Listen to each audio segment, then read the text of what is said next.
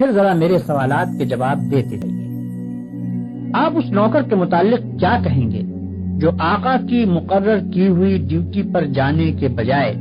ہر وقت بس اس کے سامنے ہاتھ باندھے کھڑا رہے اور لاکھوں مرتبہ اس کا نام جپتا چلا جائے؟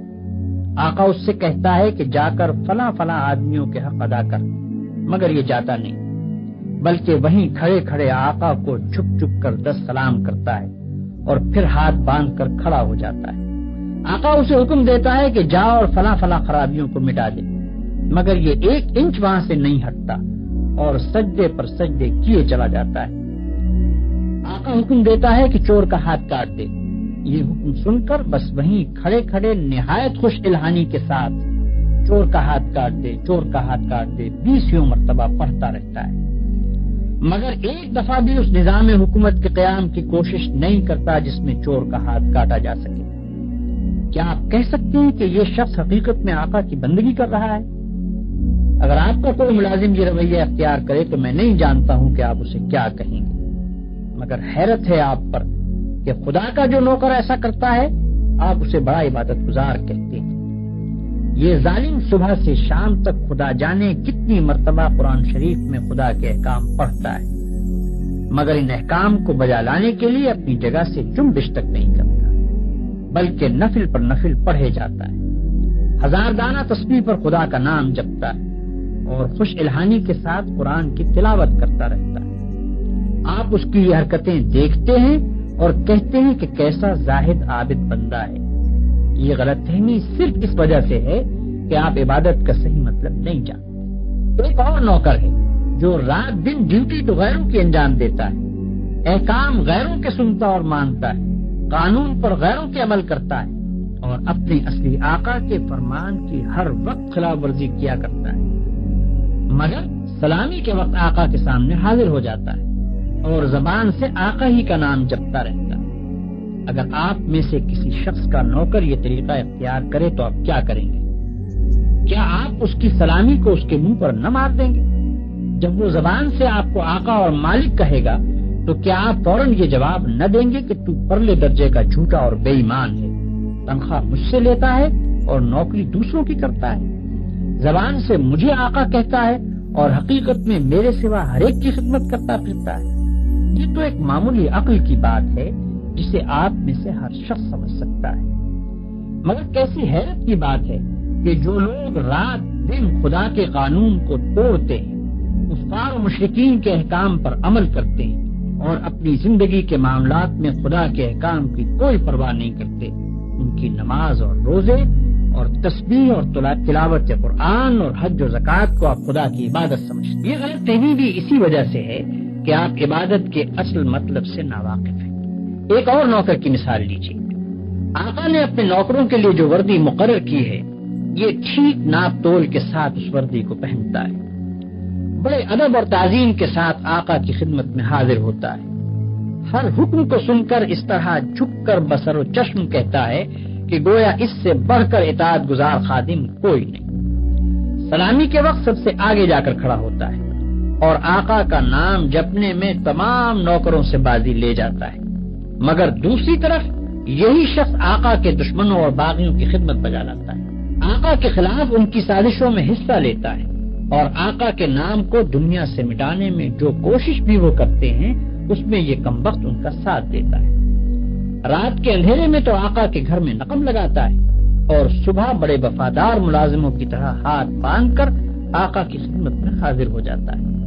ایسے نوکر کے متعلق آپ کیا کہیں گے؟ یہی نہ کہ وہ منافق ہے، باغی ہے، نمک حرام ہے، مگر خدا کے جو نوکر ایسے ہیں ان کو آپ کیا کہیں گے؟ آپ سمجھتے ہیں کہ ہاتھ باندھ کر قبلہ رو کھڑے ہونا، گھٹنوں پر ہاتھ رکھ کر جھکنا، زمین پر ہاتھ ٹیک کر سجدہ کرنا اور چند مقرر الفاظ زبان سے ادا کرنا، بس یہی چند افعال اور حرکات بجائے خود عبادت ہے؟ آپ سمجھتے ہیں کہ رمضان کی پہلی تاریخ سے شوال کا چاند نکلنے تک روزانہ صبح سے شام تک بھوکے پیاسے رہنے کا نام عبادت ہے؟ آپ سمجھتے ہیں کہ قرآن کے چند رکوع زبان سے پڑھ دینے کا نام عبادت ہے؟ آپ سمجھتے ہیں کہ مکہ معظمہ جا کر کعبے کے گرد طواف کرنے کا نام عبادت ہے؟ غرض آپ نے چند افعال کی ظاہری شکلوں کا نام عبادت رکھ چھوڑا ہے، اور جب کوئی شخص ان شکلوں کے ساتھ ان افعال کو ادا کر دیتا ہے تو آپ خیال کرتے ہیں کہ اس نے خدا کی عبادت کر دی اور اس کی تخلیق کا مقصد پورا ہو گیا، اب وہ اپنی زندگی میں آزاد ہے کہ جو چاہے کرے۔ لیکن اصل حقیقت یہ ہے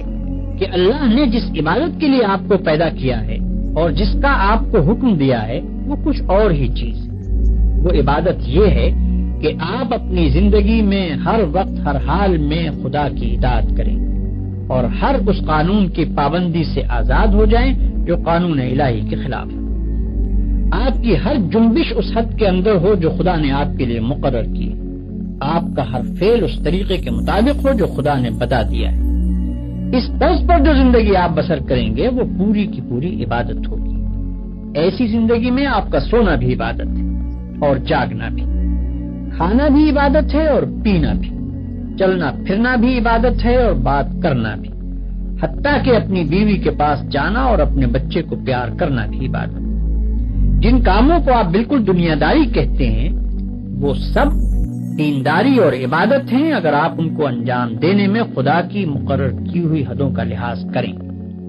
اور زندگی میں ہر قدم پر یہ دیکھ کر چلیں کہ خدا کے نزدیک جائز کیا ہے اور ناجائز کیا، حلال کیا ہے اور حرام کیا، فرض کیا چیز کی گئی ہے اور منع کس چیز سے کیا گیا ہے، کس چیز سے خدا خوش ہوتا ہے اور کس سے ناراض ہوتا ہے۔ مثلاً آپ روزی کمانے کے لیے نکلتے ہیں، اس کام میں بہت سے مواقع ایسے بھی آتے ہیں جن میں حرام کا مال کافی آسانی کے ساتھ آپ کو مل سکتا ہے۔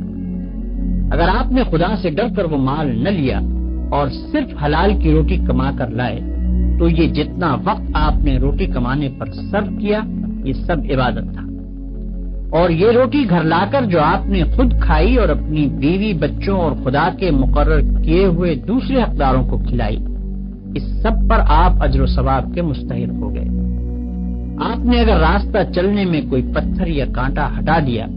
اس خیال سے کہ خدا کے بندوں کو تکلیف نہ ہو تو یہ بھی عبادت ہے۔ آپ نے اگر کسی بیمار کی خدمت کی یا کسی اندھے کو راستہ چلایا یا کسی مصیبت زدہ کی مدد کی تو یہ بھی عبادت ہے۔ آپ نے اگر بات چیت کرنے میں جھوٹ سے، غیبت سے، بدگوئی اور دل آزاری سے پرہیز کیا اور خدا سے ڈر کر صرف حق بات کی تو جتنا وقت آپ نے بات چیت میں صرف کیا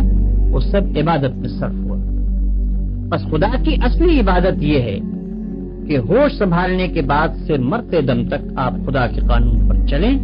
اور اس کے احکام کے مطابق زندگی بسر کریں۔ اس عبادت کے لیے کوئی وقت مقرر نہیں ہے، یہ عبادت ہر وقت ہونی چاہیے۔ اس عبادت کی کوئی ایک شکل نہیں ہے، ہر کام اور ہر شکل میں اسی کی عبادت ہونی چاہیے۔ جب آپ یہ نہیں کہہ سکتے کہ میں فلاں وقت خدا کا بندہ ہوں اور فلاں وقت اس کا بندہ نہیں ہوں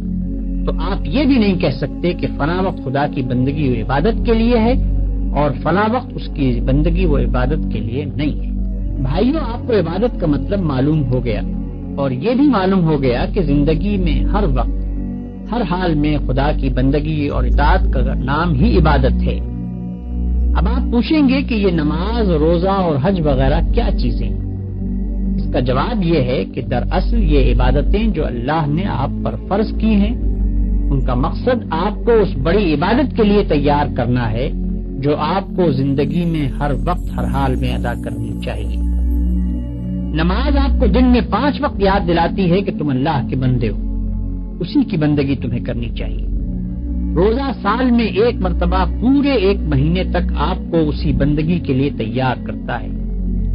زکوٰۃ آپ کو بار بار توجہ دلاتی ہے کہ یہ مال جو تم نے کمایا ہے یہ خدا کا عطیہ ہے، اس کو صرف اپنے نفس کی خواہشات پر صرف نہ کر دو بلکہ اپنے مالک کا حق ادا کرو۔ حج دل پر خدا کی محبت اور بزرگی کا ایسا نقش بٹھاتا ہے کہ اگر 1 مرتبہ وہ بیٹھ جائے تو تمام عمر اس کا اثر دل سے دور نہیں ہو سکتا۔ ان سب عبادتوں کو ادا کرنے کے بعد اگر آپ اس قابل ہو گئے کہ آپ کی ساری زندگی خدا کی عبادت بن جائے تو بلا شبہ آپ کی نماز نماز ہے اور روزہ روزہ ہے، زکوٰۃ زکوٰۃ ہے اور حج حج ہے۔ لیکن اگر یہ مقصد پورا نہ ہوا تو محض رکوع اور سجدہ کرنے اور بھوک پیاس کے ساتھ دن گزارنے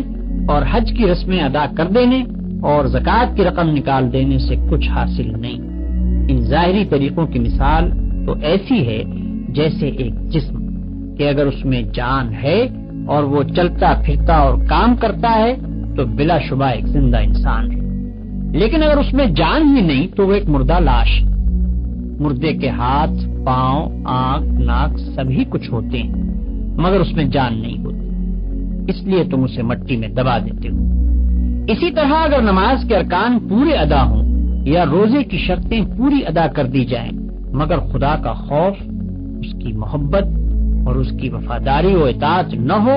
جس کے لیے نماز اور روزہ فرض کیا گیا ہے، تو وہ بھی ایک بے جان چیز ہوگی۔